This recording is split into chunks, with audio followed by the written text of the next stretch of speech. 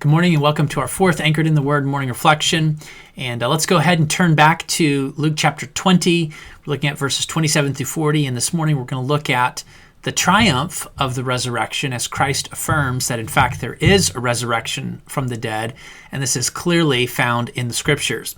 So here's what the text says, Luke chapter 20, verse 27. Then came to him certain of the Sadducees, which deny that there is any resurrection. And they asked him, saying, Master, Moses wrote unto us, if any man's brother die having a wife, and he die without children, and his brother should take his wife and raise up seed unto his brother. There were therefore 7 brethren. The first took a wife, died without children. The second took her to wife, and he died childless. The third took her, and in like manner the 7 also. They left no children and died. Last of all, the woman died also. Therefore in the resurrection, whose wife of them is she? For 7 had her to wife. And Jesus answers in the following way. The children of this world marry, and are given in marriage, but they which shall be accounted worthy to obtain that world and the resurrection from the dead, neither marry nor are given in marriage.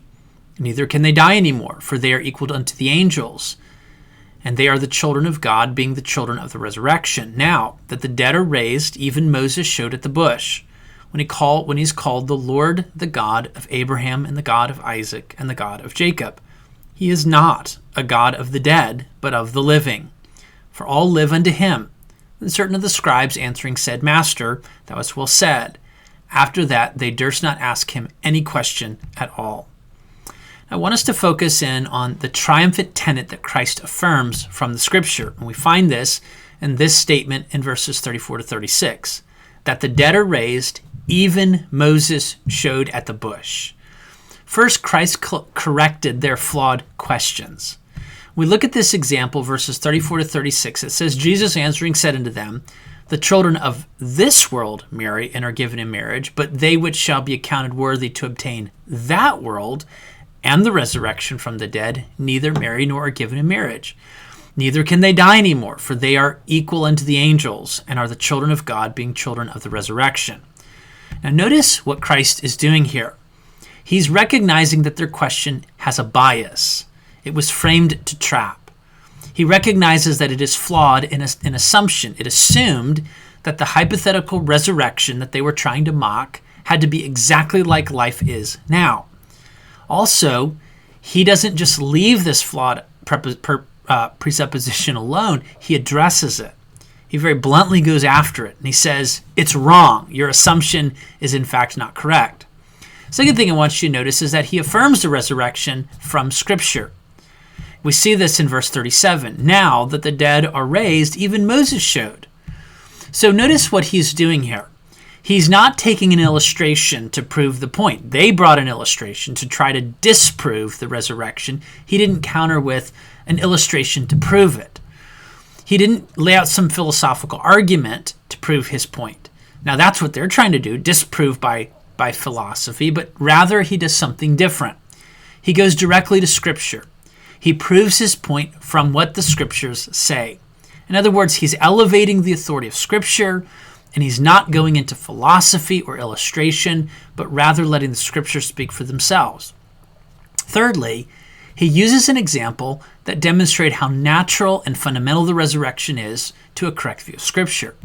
When we see what he says in verses 37 and 8, he says, at the bush, he is called the Lord, the God of Abraham, and the God of Isaac, and the God of Jacob.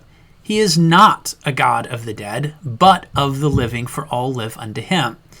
Now, this is such an interesting illustration. This is not an apologetic type of statement. This is not, let me prove to you the resurrection is true kind of a statement. This is an example that shows you how fundamental, how natural, how foundational the resurrection is to biblical thought.